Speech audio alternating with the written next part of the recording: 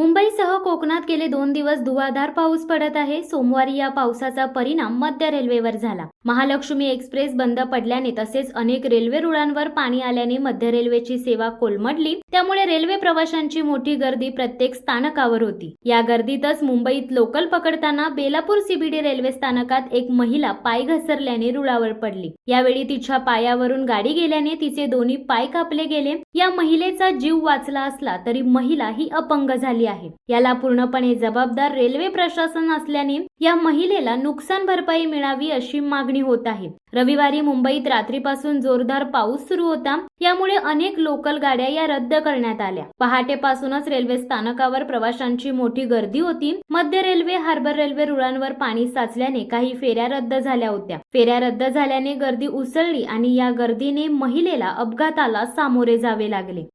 शिवसत्ता टाइम्ससाठी प्रवीण पाटील सह दीपक कांबळे, नवी मुंबई.